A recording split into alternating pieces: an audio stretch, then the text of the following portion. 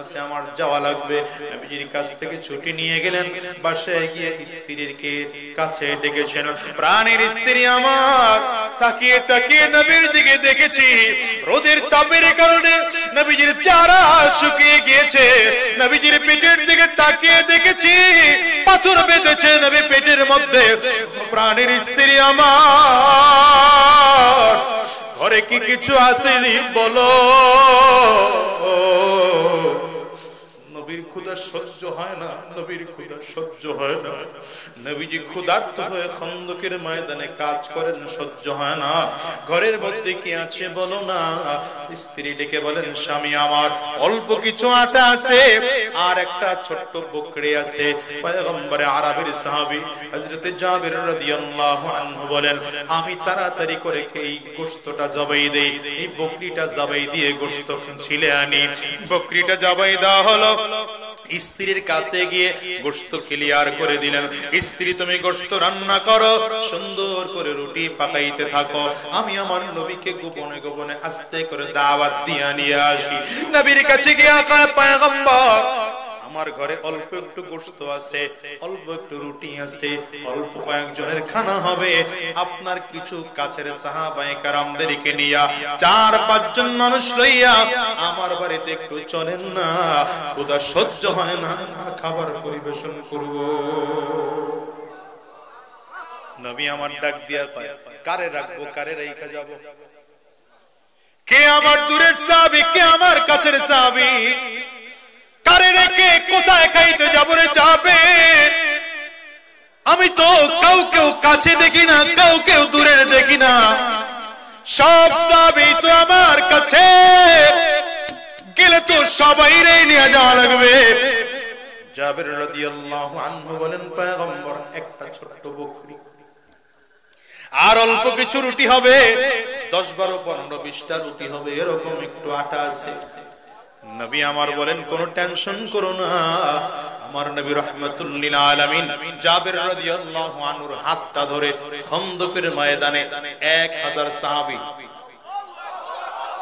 কত হাজার বলেন না, বলেন না, 1000 সাহাবীর সামনে দাঁড়ায়া হযরত সাহাবীদের সামনে ঘোষণা দিচ্ছেন, ইয়া আহলা খন্দক হাইয়া আহলাম বিকুম কদ সানা ইন্না জাবিরান কদ সানা সূরা। এই খন্দকবাসী, চলো সবাই জাবিরের ঘরে, জাবির তোমাদের জন্য নাস্তার ব্যবস্থা করেছে। সুবহানাল্লাহ আওয়াজ দিয়ে কইবেন না? আরে মিয়া, বরকত খুঁজেন না? আকাম্মা জায়গায় বরকত খুঁজেন? বরকত খুঁজতে নবীর সুন্নতের দিকে তাকাও। বরকত কোথা থেকে আসে? ছাগল কয়টা বললাম? কয়টা? তাও বড় না, ছোট বকরির বাচ্চা।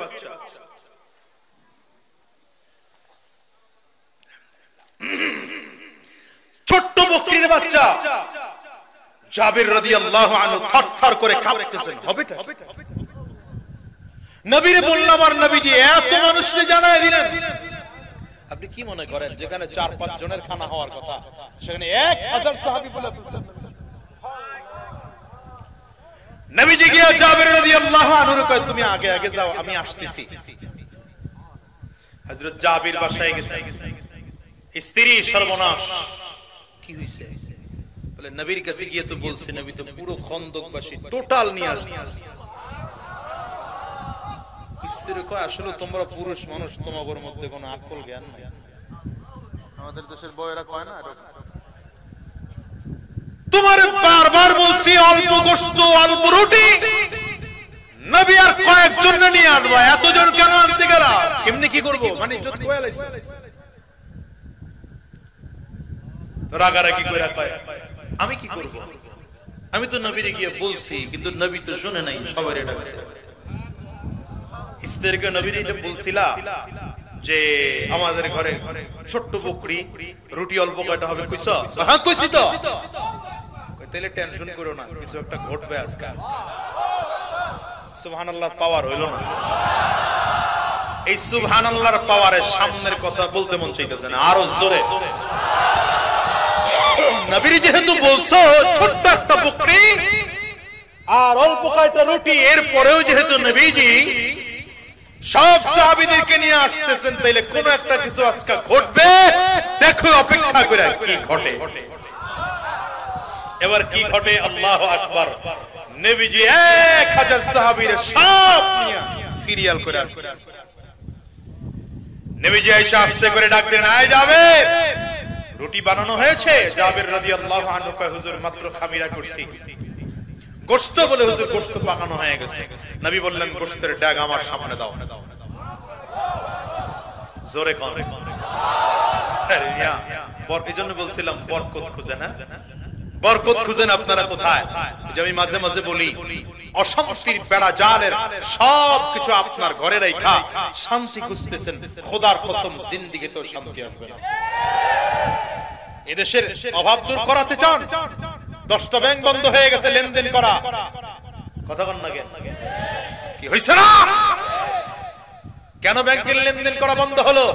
চোরের দলেরা এমন খাওয়া খাইছে, ব্যাংকগুলোকে দেউলিয়া বানায় চলে গেছে। হুজুররা করছে সব, না কথা বল না তো?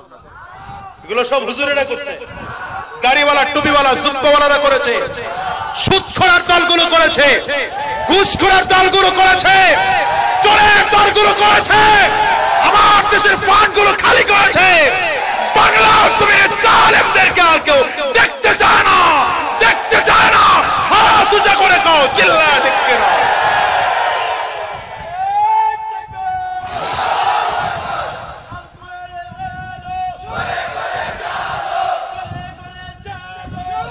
আমার ভাইরা, এজন্য বলি, শান্তি যদি চান তাহলে কোরআনের কাছে আসেন। শান্তি যদি চান কোথায় আসবেন? শান্তি যদি চান কোরআনের কাছে আসেন, ইসলামের কাছে আসেন। ওলামায়ে কেরামদের কাছে একবার ক্ষমতা দিয়ে দেখেন। এই কলিজা আপনাদের নাই আমরা জানি, হুজুরগোর কাছে ক্ষমতা দিলে জানেন যে এরপরে আর সুযোগ নেই। কথা বল না কেন? হায় হায় রে মুসলমান, আমি মাঝে মাঝে বলি আমাদের অবস্থা কেমন হয়েছে জানেন? ওই যে বড় বড় জাহাজ, স্টিমার, ট্রলার গুলো আছে না, জাহাজের মেশিনের সাইলেন্সার উপরে দিয়ে বের হয়, সাইলেন্সারটা প্রচুর গরম হয়। এখন এক বোকাই গিয়ে সাইলেন্সারের সাথে পিঠ লাগায়া চিল্লাইতেছে, পুড়ে গেল রে, জইলা গেল রে। তা আপনি গিয়া বলেন, বেটা আহাম্মক, পিঠটা সরাইলেই তো হয়। কেন পিঠ সরাবো না? পিঠ সরাবে না, পোড়া থেকে বাঁচতে চায়, ও জীবনে বাঁচতে পারবে? আসতে কয় তো, যদি বাঁচতে হয় পিঠ আগে পোড়া থেকে সরাতে হবে। আপনি এদেশে শান্তি চান, ইসলাম চান না, শান্তি চান কোরআনী শাসন চান না, শান্তি চান ইসলামে খেলাফা চান না, শান্তি চান ওলামায়ে কেরামদেরকে ক্ষমতায় বসাতে চান না, শান্তি চান সৎ যোগ্য আদর্শবান মানুষকে ক্ষমতায় দেখতে চান না, শান্তি চান চোর আর বাটপার গুলোকে ক্ষমতায় বসা।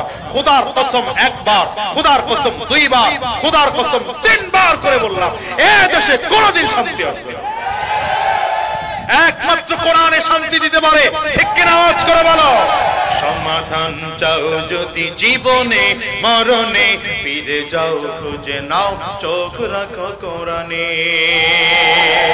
সমাধান চাও যদি জীবনে মরণে, ফিরে যাও খুঁজে নাও, চোখ রাখো কোরআনে।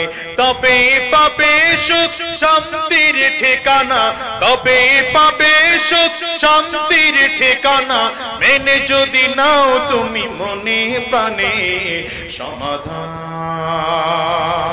সমাধান চাও যদি জীবনে মরণে, ফিরে যাও খুঁজে নাও, চোখ রাখো কোরআনে। ঠিক কিনা? আওয়াজ করে বলো না। এই যে চির অম্লান চির মুক্তির ডাক, এই যে মহাবাণী খোদার কালামে পাক, এই যে চির অম্লান চির মুক্তির ডাক, এই যে মহাবাণী খোদার কালামে পাক। এই দুনিয়ায় আর সেই দুনিয়ায়, এই দুনিয়ায় আর সেই দুনিয়ায়, শান্তি পাবে তুমি তো জানে। সমাধান বলেন সমাধান চাও যদি জীবনে মরণে, ফিরে যাও খুঁজে নাও চোখ রাখো কোরআনে। কোরআনের পক্ষে থাকবেন না বিপক্ষে? আলেমদের পক্ষে থাকবেন না বিপক্ষে? ইসলামের পক্ষে না বিপক্ষে? স্বৈরাচারের বিপক্ষে না পক্ষে? আওয়াজ করে চিল্লায় বলেন। উলামায়ে কেরামদের সাথে থাকতে গিয়ে, কোরআনের সাথে থাকতে গিয়ে, ইসলামের সাথে থাকতে গিয়ে, আমার বাংলার স্বাধীনতা রক্ষা করতে গিয়ে যদি আবার ময়দানে নামতে হয়, আবার নামবো। ঘাম ছড়াতে হয়, ঘাম ছড়াবো। রক্ত দিতে হয়, রক্ত দেব। জীবনটাও যদি দিতে হয়, তৈয়ার কারা কারা দুহাত উঁচু করে আল্লাহর রাজা।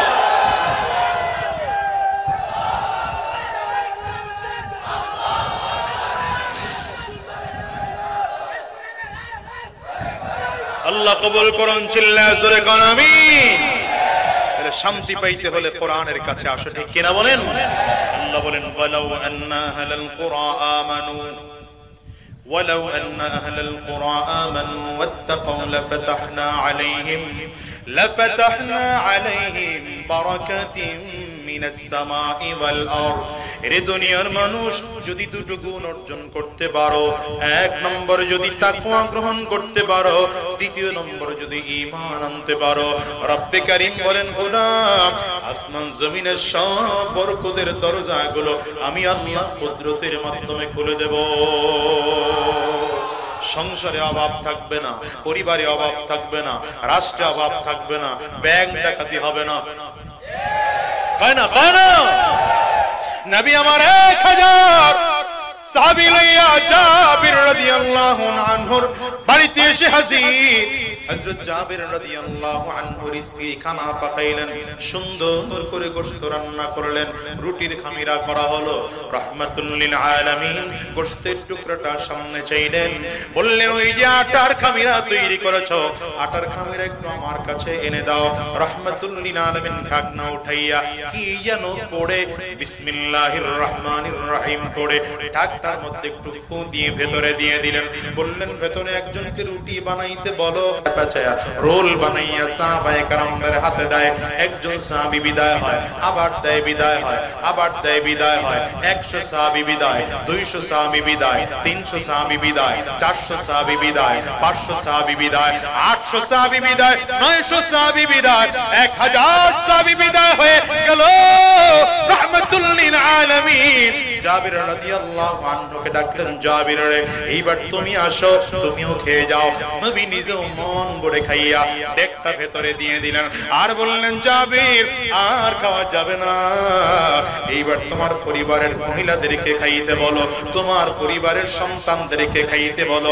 জাবির রাদিয়াল্লাহু আনহু বলেন আমি ডেকটা ঘরের মধ্যে নিয়ে গেলাম, আস্তে করে ঢাকনাটা সরাইলাম। আমি ঢাকনার দিকে তাকিয়ে তাকিয়ে দেখি মনে হয় যেন একটা গোশতের টুকরাও শোষণ থেকে কমে না।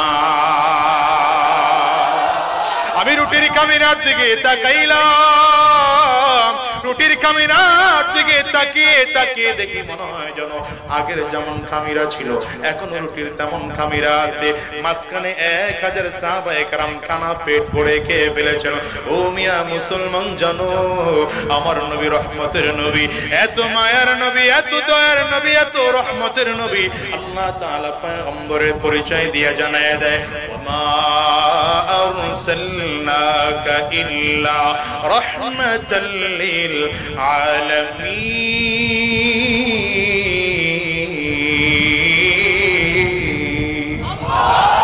রাহমাতুল লিল আলামিনের পরিচয় আল্লাহ তাআলা জানায় দেয়, এই দুনিয়ার মানুষ জানো আমার নবীর পরিচয় কি? আমি আল্লাহ পাকের পরিচয়, আমি হলাম রব্বুল আলামিন, গোটা জগৎ সমূহের রব। আমার নবী হলেন রাহমাতুল লিল আলামিন। আমি গোটা জগৎকে লালন পালন করি, রক্ষণাবেক্ষণ করি, আর আমার নবী গোটা জগতের রহমত বানাইয়া পাঠাইলাম। ও দুনিয়ার মুসলমানেরা, এজন্য বলি রাহমাতুল লিল আলামিন কে আল্লাহ তাআলা দামি নবী বানাইয়া পাঠিয়েছেন, ইমামুল মুরসালিন বানিয়ে পাঠিয়েছেন, রাহমাতুল লিল আলামিন বানিয়ে পাঠিয়েছেন, খাতামুন নবিয়্যিন বলে পাঠিয়েছেন, সাইয়্যিদুল আম্বিয়া বলে পাঠিয়েছেন। সাইয়্যিদুল মুরসালিন বানিয়ে পাঠিয়েছেন, ইমামুল মুরসালিন ইমামুল আম্বিয়া বানিয়ে পাঠিয়েছেন। এমন মায়ার নবী আমার, রহমতের নবীর কাছে যারাই ছাত্র হয়ে যায় তারা দুনিয়ায় থাকা অবস্থায় জান্নাতের সার্টিফিকেট পেয়ে যায়।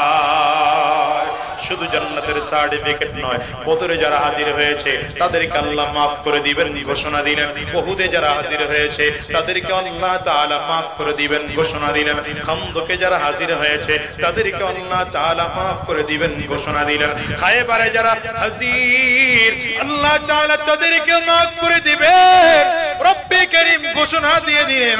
সর্বশেষ আল্লাহ তাআলা সব সাহাবায়ে কেরামদেরকে বলেন রাদিয়াল্লাহু আনহুম ওয়া রাদু আন, আল্লাহ তোমাদের প্রতি খুশি, তোমরাও আল্লাহ পাকের প্রতি খুশি। কেমন রহমতের নবী আমার, যার সুহবতে থাকলেই জান্নাত পাওয়া যায়। সুহবতের দাম নাই মনে হয়, হাসিনে সোহবতের দাম। নবীর সোহবতের কারণে সাহাবী হয়েছে, ভুলে গেছেন মনে হয়, শুরুর ওয়াজ ভুলে গেছেন, মিলাইলাম। আমিয়া নবীর সোহবতে যাওয়ার কারণে সাহাবী হয়ে যায়, নবী জমিন থেকে বিদায়। এবার উস্তাদ হিসেবে গোটা পৃথিবীর মধ্যে সাহাবায়ে কেরাম আছেন, যারা সাহাবায়ে কেরামদের কাছে গিয়েছেন তারা তাবিঈ হয়েছেন, তারা তাবিঈ হয়েছেন, উম্মতের মধ্যে দ্বিতীয় পর্যায়ের সম্মানিত মানুষ হয়েছেন সাহাবায়ে কেরাম। জমিন থেকে বিদায়, এবার গোটা পৃথিবীর মধ্যে সব থেকে কোরআন বেশি জানেন তাবিঈরা। এদেরকে যারা অনুসরণ করে তাদেরকে বলা হয় তাবিঈ তাবিঈন। এইজন্য রাসূল আকরাম বলেন খায়রুল কুরুনি করনি সুম্মাল্লাযীনা ইয়ালুনহুম সুম্মাল্লাযীনা ইয়ালুনহুম, সবথেকে উত্তম যুগ, সবচেয়ে ভালো যুগ হলো আমি নবীর যুগ, আমার সাহাবীর যুগ, এরপরে তাবিঈনদের যুগ, এরপরে তাবিঈনদের যুগ। তাইলে আমার নবীর সংস্পর্শে থাকার কারণে যদি সাহাবায়ে কেরাম পাওয়া যায়, আমার নবীর সংস্পর্শে থাকার কারণে যদি জান্নাতের সার্টিফিকেট পাওয়া যায়, আমার নবীর সাহাবায়ে কেরামদের সঙ্গ থাকার কারণে তারা যদি ভালো মানুষদের অন্তর্ভুক্ত হয়ে যেতে পারে, তাদের অন্তর্ভুক্ত যারা তাদের সাথেও থাকার কারণে তারাও যদি ভালো মানুষ হয়ে যায়, এই যুগের উলামায়ে কেরাম যারা কোরআন ও হাদিস অনুযায়ী নিজের জীবন চালান, যারা কোনোদিন গুনাহের কাজে লিপ্ত হন না, হারাম কাজের মধ্যে লিপ্ত হন না, সর্বদা কলবের মধ্যে মাওলা পাকের জিকির চালু রাখেন, দুনিয়া নিয়ে ফিকির করেন না, আখিরাত নিয়ে ফিকির করেন, এমন হাক্কানি উলামায়ে কেরাম, হাক্কানি পীর মাশায়েখ, হাক্কানি আলেমদের সুহবতে যারা যায়, আল্লাহর কসম করে বলে যাই এরাও এই যুগের মধ্যে সবথেকে দামি মানুষ। এমপি হয়েছেন আপনি দামি না, মন্ত্রী হয়েছেন আপনি দামি না, মেম্বার হয়েছেন দামি না, চেয়ারম্যান হয়েছেন দামি না, কথা কয় না? যে আমার নামের শুরুতে ঘোষণা করা হয়েছে চেয়ারম্যান সাহেব, আমি এটা নিয়ে বড় বড়াই করার লেগে প্রস্তুত না। আমি বড় চেয়ারম্যান সাহেব এটা পরিচয় দিলে আমার খুব ফুলি এমন না, বরঞ্চ আমার নামে মাওলানা শব্দ আছে, তার মানে আমি আলেম, এটা আমার কাছে প্রাউড ফিল হয়। আলহামদুলিল্লাহ কইবেন না? আমি তো মাঝে মাঝে বলি এখন তো চেয়ারম্যান আছি, আল্লাহ যদি কোনোদিন এমপিও বানা দেয়, খোদার কসম দিনের হালাত এখন যা আছে তাই থাকবে আমার মতো। আমার কাছে এটা পাওয়ারও নাই, কিছু কুয়ানোরও কিছু নাই, কথা হয় না কেন? এটা পাওয়ারও কিছু নেই, না পাওয়ারও কিছু নাই, কারণ সব থেকে বড় রাজত্ব ইলমের রাজত্ব পেয়েছি, কোরআনের রাজত্ব পেয়েছি, আর কিছু লাগে না। আমি কি কথা বলেন না? কোরআনের রাজত্ব পেয়েছি, কোরআনের ইলম পেয়েছি, আর লাগে কি? হযরত আলী রাদিয়াল্লাহু আনহু কয় रज़ीना किस्मतल जब्बार फीना, रज़ीना किस्मतल जब्बार फीना, लना इल्मुन वलिल अअदाइ मालो, फ़इन्नल माल यफ़ना अन क़रीबिन व इन्नल इल्मा बाक़िल ला यज़ालू। মালিকের বন্টন কত চমৎকার। মালিক আমাদেরকে দুনিয়ার টাকা দেন নাই, পয়সা দেন নাই, ক্ষমতা দেন নাই, ইজ্জত দেন নাই। মালিক মুসলমানদেরকে আমাদেরকে কোরআনের জ্ঞান দিয়েছেন, আসমানের জ্ঞান দিয়েছেন, ওয়াহির জ্ঞান দিয়েছেন। আর আমাদের শত্রুদেরকে আল্লাহ তাআলা দুনিয়ার ক্ষমতা দিয়েছেন। ওই ফিরআউনের আল্লাহ ক্ষমতা দিয়েছিল, নমরুদকেও ক্ষমতা দিয়েছিলেন, সাদ্দাতকেও ক্ষমতা দিয়েছিলেন, হামানকেও ক্ষমতা দিয়েছিলেন। কথা কয় না? আবু জাহলকেও ক্ষমতা দিয়েছিলেন, আবু লাহাবকেও ক্ষমতা দিয়েছিলেন, উতবা সায়বা এদেরকে আল্লাহ ক্ষমতা দিয়েছিলেন। 2024 লেডি ফিরআউনরও ক্ষমতা দিয়েছিলেন। একটাও টিকতে পারে না এর যুবক। কিন্তু তাকায় দেখো ফিরআউনের আজকে লাশ মিশরে জাদুঘরে পড়ে আছে, পিটাইলো জবাব দিতে পারে না। কেউ কথা বললে প্রতিবাদ করার শক্তি তার নাই। কথা পায় না কেন? আবু জাহিল্লার কবর কোথায়? খবর নাই। আবু লাহাবের কবর কোথায়? খবর নাই। উতবা সাহেবার কবর কোথায়? খবর নাই। আর আমার নবীর সাহাবী আবু বকর সিদ্দিক রাদিয়াল্লাহু আনহু দুনিয়ায় তেমন টাকাওয়ালা ছিলেন না। ছোট্ট একটা ঘরের মধ্যে আবু বকর সিদ্দিক রাদিয়াল্লাহু আনহু থাকতেন। হযরত ওমর ফারুক রাদিয়াল্লাহু আনহু ছোট্ট একটা ঘরের মধ্যে থাকতেন। শুধু তাই না, তোমার আমার নবী, রহমতের নবী আমার ছোট্ট ছোট্ট ঘরের মধ্যে, অল্প কয়টা ঘরের মধ্যে 9 জন বিবিকে নিয়ে আমার নবী থাকতেন ছোট্ট ছোট্ট ঘরের মধ্যে। কিন্তু আমার নবীর রওজার এত দাম। 14.5 বছর আগে, 1450 বছর আগে আমার নবী রাহমাতুল লিল আলামিন জমিন থেকে বিদায় হয়েছেন। এবার বলো তো আমার নবীর রওজা দুনিয়া কয়বার বিক্রি করলে কিনা যায়? কয়বার বিক্রি করলে কিনতে পারবেন? আমেরিকা তো চাইলেই কেনা যায়। কথা কয় না কেন? হোয়াইট হাউস তো চাইলেই কেনা যায়, বুরুজ খলিফা চাইলেই কেনা যায়, দুবাইয়ের প্রেসিডেন্ট চাইলেই হওয়া যায়, আমেরিকার প্রেসিডেন্ট চাইলেই হওয়া যায়। বাংলাদেশ তো গনাই ধরে না। কথা বলেন না কেন? কিন্তু রাহমাতুল লিল আলামিনের রওজার এই পরিমাণ দাম। আমার নবীর রওজায় প্রতিটা বছর কোটি কোটি কোটি কোটি মানুষ গিয়া ইতিমের মতো গিয়া দাঁড়ায়। রহমতের নবীর সামনে দাঁড়াইয়া চোখের পানিগুলো ছেড়ে ছেড়ে আল্লাহর গোলামগুলো কান্দে, নবীর উম্মতেরা কান্দে আর ডেকে বলে আসসালাতু ওয়াসসালামু আলাইকা ইয়া রাসূলুল্লাহ, আসসালাতু ওয়াসসালামু আলাইকা ইয়া হাবিবাল্লাহ, আসসালাতু ওয়াসসালামু আলাইকা ইয়া শাফিআল মুজনিবিন, আসসালাতু ওয়াসসালামু আলাইকা ইয়া রাহমাতাল লিল আলামিন। ওই নবীর রওজার কত দাম। নবীর কবরের পাশে ঘুমিয়ে আছেন সাইয়্যিদিনা আবু বকর সিদ্দিক রাদিয়াল্লাহু আনহু। নবীর রওজার কারণে আবু বকর সিদ্দিকের কবরের দাম হয়ে গেছে। আরে আবু বকর সিদ্দিক রাদিয়াল্লাহু আনহু আর আমার নবীর পাশে হযরত ওমর ফারুক রাদিয়াল্লাহু আনহু ঘুমাইতেছে। দুই বন্ধুরে আমার নবীর পাশে নিয়ে ঘুমাইতেছে। ইতিহাস জানো নি যুবক? রাহমাতুল লিল আলামিন যেখানে ইন্তেকাল করেছেন সেটা আম্মা জান আয়েশা সিদ্দিকা রাদিয়াল্লাহু আনহার ঘর ছিল। আমার নবীকে সেখানেই দাফন করা হয়েছে। আম্মা জান আয়েশা সিদ্দিকা রাদিয়াল্লাহু আনহা একটা কবরের জায়গা হয় এমন জায়গাটুকু রেখে আম্মা জান একটা ওয়াল তুলেছেন।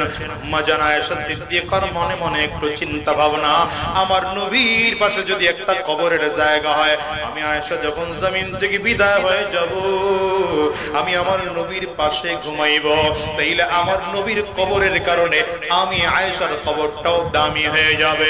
কিন্তু 2টা বছর পরে ইন্তেকালের কিছুদিন আগে আবু বকর সিদ্দিক রাদিয়াল্লাহু আনহু নিজের মেয়ে হযরত আম্মা জান আয়েশা সিদ্দিকার কাছে আয়েশা ডেকে বলে, মাগো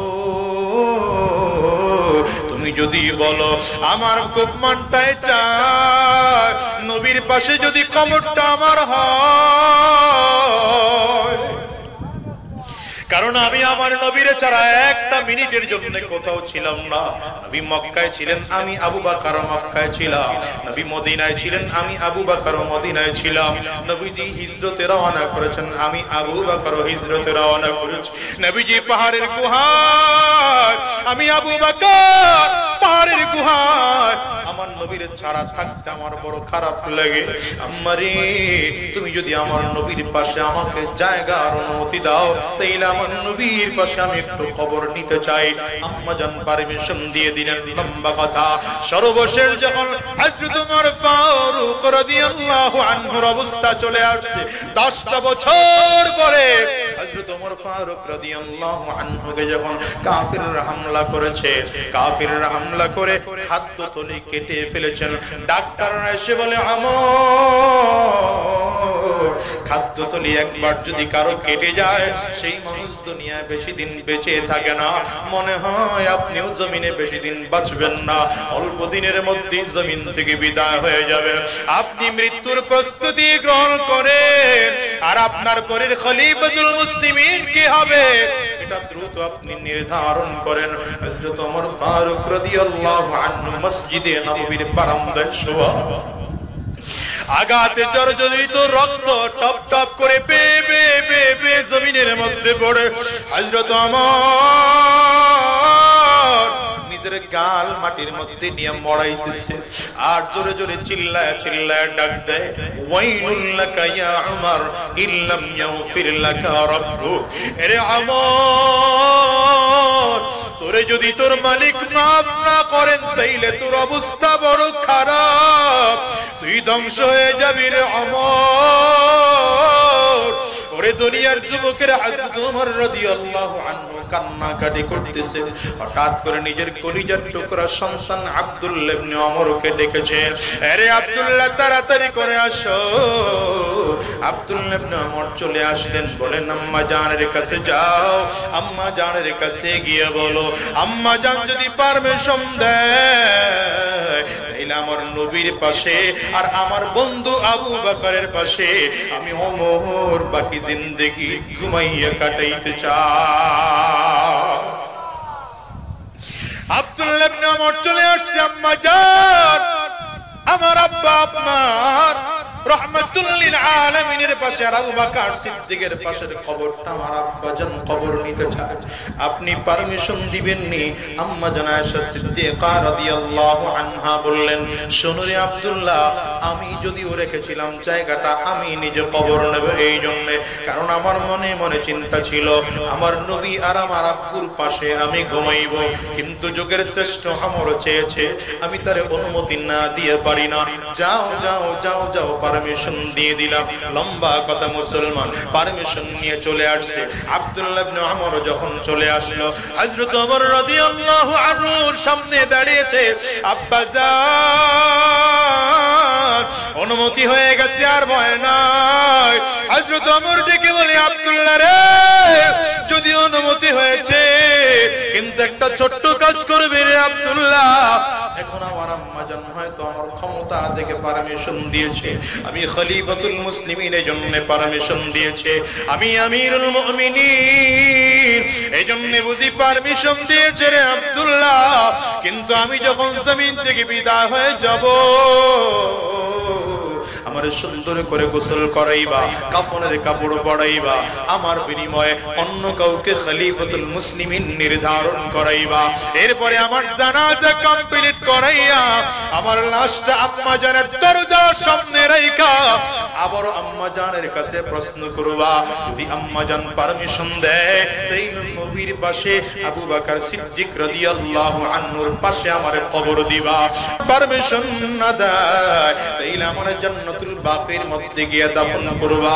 হযরত আব্দুল্লাহ ইবনে ওমর বলেন, আব্বা জান, আম্মা জান তো পারমিশন দিয়ে দিয়েছেন, তাইলে আবার নতুন করে পারমিশন কেন নেওয়া লাগবে? হযরত ওমর কয়, জানো, এখন তো আমি খলিফাতুল মুসলিমিন, অর্ধ পৃথিবীর শাসক, হয়তো হতে হতে পারে আমার আম্মা জান লজ্জায় পড়ে অনুমতি দিয়েছে, কিন্তু যখন আমারে জানাজা পড়ায় দিবা, আমারে কাফনের কাফন পড়াইবা, আমারে যখন দাফন করার সময় হয়ে যাবে, তখন আমি খলিফাতুল মুসলিমিন থাকবো না, গভর্নমেন্ট অফ মদিনার প্রেসিডেন্ট থাকবো না, তখন আমি আর আমিরুল মুমিনিন থাকবো না। আমার পরিচয় হবে নবীর একজন গোলাম, আমি নবীর একজন সাধারণ উম্মত। আম্মা জান যদি পারমিশন দেয় তাইলে আমার খবরটা নবীজির পাশে নিয়ে দিবা। কেন বলি জানো?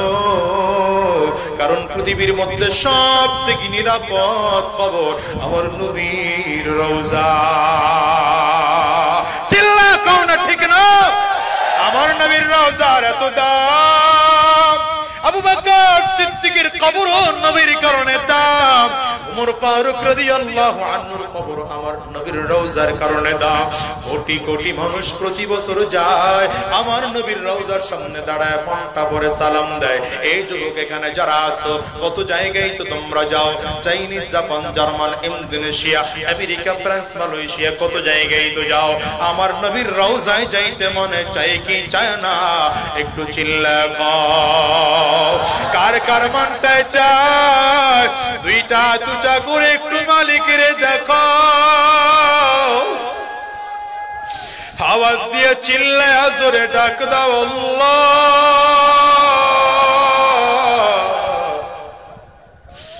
চোখে যদি পানি না আসে, কান্নার ভান ধরে ডাক দাও না আল্লাহ।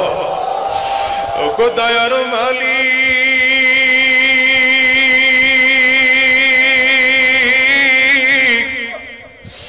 যতজন গোলাম আমরা দুইটা হাত উঁচু করেছি, আল্লাহ আমাদেরকে জীবনে একটা বার হলেও নবীর রওজা না দেখাইয়া, কাবা তাওয়াফ না করাইয়া জমিন থেকে নিও না। চিল্লা বলো আমিন। মনের মাধুরী মিশে হৃদয়টা উজাড় করে ঠান্ডা ঠান্ডা কণ্ঠে বলো, মনে বড় আশা ছিল। দিল খুলে কও, দিল খুলে বলো, দিল খুলে বলো। মালিক চাইলে কবুল করতে সময় লাগে না, বলো না, দিলটাকে নরম করে চোখের পানি ফেলে বলো, মনে বড় যাব মদিনা, সালাম আমি করব গিয়ে, বলো সালাম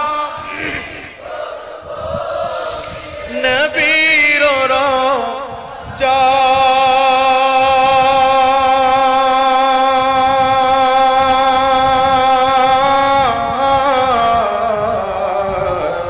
মনে বড় আশা ছিল, মন থেকে মনে বড় আশা ছিল।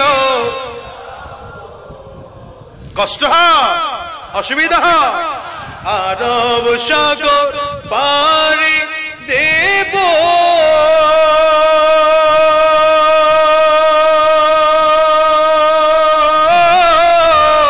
নাই কয় আমার তোরি,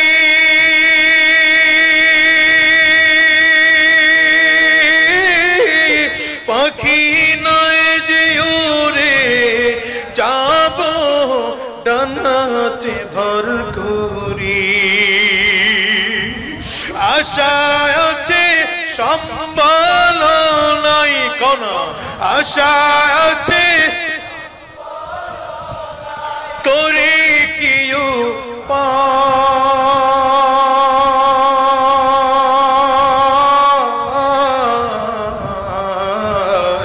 মনে বড় আশা ছিল, মনে বড় আশা ছিল যাব মদিনায়। আল্লাহ জীবনে একটা বার হলো তোমার নবীর রওজার পাশে দাঁড় করায়া দিও। চিল্লে আমিন বলো না। আমার নবীর রওজার দাম আছে না নাই? দুনিয়ার মুসলমানেরা এই জন্য বলি, এই যুগের নবীও পাইবা না, সাহাবীও পাইবা না, তাবিঈ পাইবা না, তবে তাবিঈ পাইবা না, আইম্মে মুজতাহিদিন পাইবা না, উলামায়ে মুতাকাদ্দিমিন পাইবা না, উলামায়ে মুতাআখিরিন পাইবা না। একের পর এক উলামায়ে কেরাম আমাদেরকে ছেড়ে ছেড়ে চলে যায়। একটা সময় ছিল এই যুগের মানুষদেরকে হাফিজ হুজুর রাহমাতুল্লাহি আলাইহি দরদি কণ্ঠ দিয়ে দেশের মানুষদেরকে দ্বীনের রাস্তায় ডাকতেন। একটা সময় ছিল আহরে মুসলমান সদস্য সাহেব হুজুর রাহমাতুল্লাহি আলাইহি এই দেশের মানুষকে দরদি কণ্ঠে দ্বীনের রাস্তায় ডাকতেন। একটা সময় ছিল চরমনাইয়ের কালো মালিক সৈয়দ ফজলুল করিম রাহমাতুল্লাহি আলাইহি কান্নারত কণ্ঠে দেশের মানুষকে দ্বীনের রাস্তায় ডাকতেন। একটা সময় ছিল শায়খুল হাদিস আল্লামা আজিজুল হক রাহমাতুল্লাহি আলাইহি মানুষকে দ্বীনের রাস্তায় ডাকতেন। একটা সময় ছিল মুফতি আমিনী রাহমাতুল্লাহি আলাইহি মানুষদেরকে দ্বীনের রাস্তায় ডাকতেন। একটা সময় ছিল আল্লামা শাহ আহমদ শফি রাহমাতুল্লাহি আলাইহি মানুষকে দ্বীনের রাস্তায় ডাকতেন। একটা সময় ছিল আল্লামা জুনায়েদ বাবুনগরী রাহমাতুল্লাহি আলাইহি মানুষকে দ্বীনের রাস্তায় ডাকতেন। একটা সময় ছিল দরদি কণ্ঠ দিয়া আল্লামা দিলাওয়ার হোসেন সাইদি মানুষকে দ্বীনের রাস্তায় ডাকতেন। আজকে তারা নাই রে যুবক, এখন আমরা মুরব্বি হারা। এই যুগের উলামায়ে কেরাম যারা আছে তাদের কাছে যাও, তাদের কাছে যাইয়া দ্বীনের রাস্তায় চলো। কেন বলি জানো? যুবক, দুনিয়া আসার সিরিয়াল আছে, যাওয়ার কিন্তু কোনো সিরিয়াল নাই। এই দুনিয়া আগে দাদা আসে, তারপরে বাবা আসে, তারপরে সন্তান আসে। যাওয়ার সময় এমন হয় দাদা দুনিয়ায় থাকে, নাতি জমিন থেকে বিদায় হয়, বাবা দুনিয়ায় থাকে, সন্তান জমিন থেকে বিদায় হয়। চিল্লায় কোন এমন হয় কি হয় না? আওয়াজ করে কও। বুঝো দেখো এই মস্তিষ্কের মধ্যে কত মানুষ যেন আছে মা নাই, কত মানুষ যেন আছে বাবা না।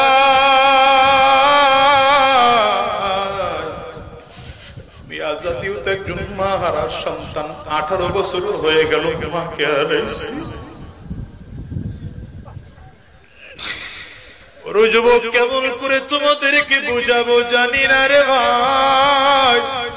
আজকের এই মজলিসের মধ্যে কার কার মা নাই? একটু হাতগুলো উঁচা করে দেখাও বাজান রে, কার কার মা নাই? হাতটা উঁচা করে দেখাও।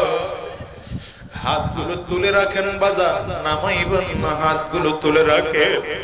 আবার যুবকগুলো তাকে তাকে দেখুক রে যুবক, এই মানুষগুলোর চেহারার দিকে তাকিয়ে তাকিয়ে দেখ।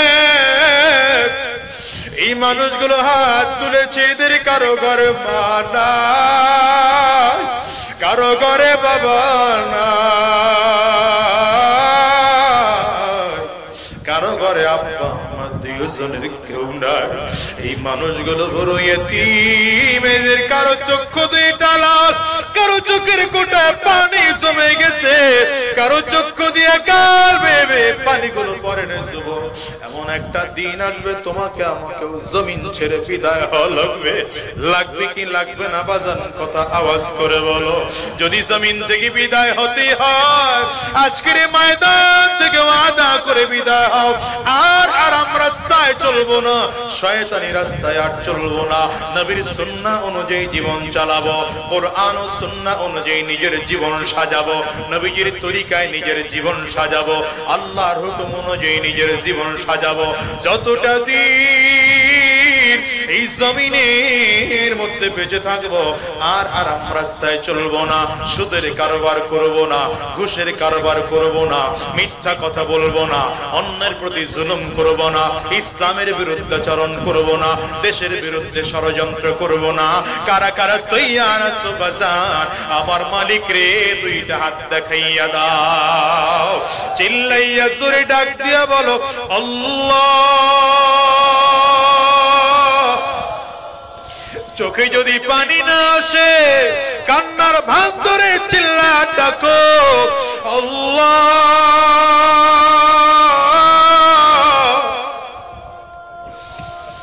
গো দয়ার মালিক,